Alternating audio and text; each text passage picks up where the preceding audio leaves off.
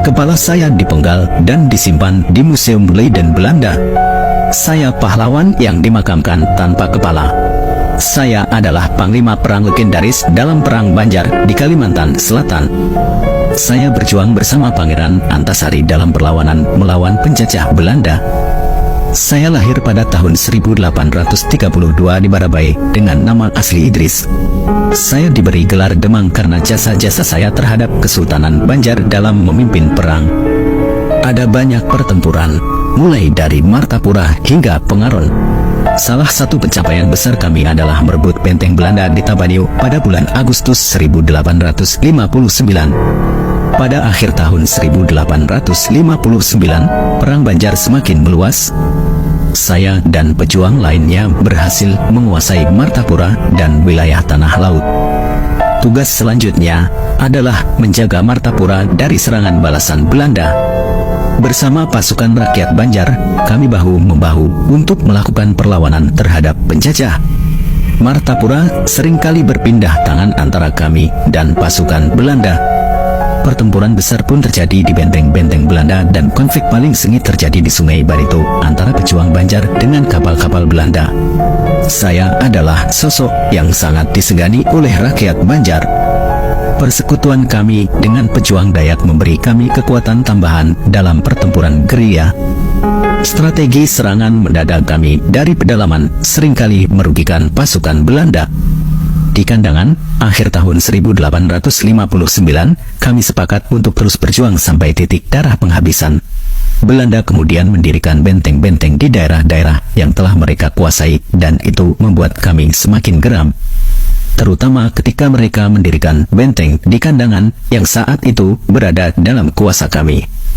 Pertempuran sengit tak terhindarkan, saya bersama rekan-rekan pejuang melawan mati-matian untuk mempertahankan tanah air kami. Pada akhir tahun 1859, Pangeran Hidayatullah dan saya berhasil memimpin perlawanan yang kuat melawan pasukan Belanda di Barabai.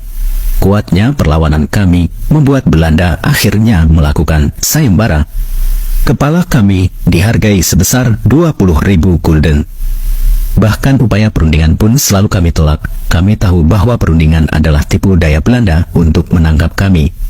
Belanda bahkan memanfaatkan seorang pribumi bernama Haji Isa untuk mencoba mempengaruhi kami agar berhenti berperang. Namun, kami menolak semua perundingan dan tetap bersikeras untuk melanjutkan perjuangan. Akhirnya Pangeran Hidayatullah bersama pengikutnya pun berhasil dijebak dengan pengepungan ketika perjanjian kesepakatan tengah berlangsung. Surat perjanjian menyerah pun dengan terpaksa ditandatangani pada 31 Januari 1862. Pangeran Hidayatullah diasingkan ke Cianjur, sedangkan saya terus memimpin perlawanan tanpa kenal kompromi. Kami terus menghadapi pasukan Belanda yang berusaha menghentikan kami. Saya akhirnya tertangkap di Batu Licin saat sholat subuh karena seorang pengkhianat bernama Pambarani. Pada tanggal 27 Februari 1864, saya dihukum gantung di Martapura. Walaupun demikian, saya tidak pernah menutup mata selama proses hukuman. Wajah saya mencerminkan ketabahan dan keberanian dalam menghadapi akhir hidup saya.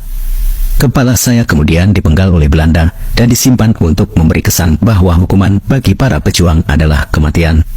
Hingga saat ini, kepala saya masih disimpan di Museum Leiden, Belanda. Prosesi pemakaman saya kala itu dilakukan tanpa kepala. Hidup dan mati kami menjadi bagian dari sejarah perjuangan bangsa Indonesia melawan penjajahan Belanda.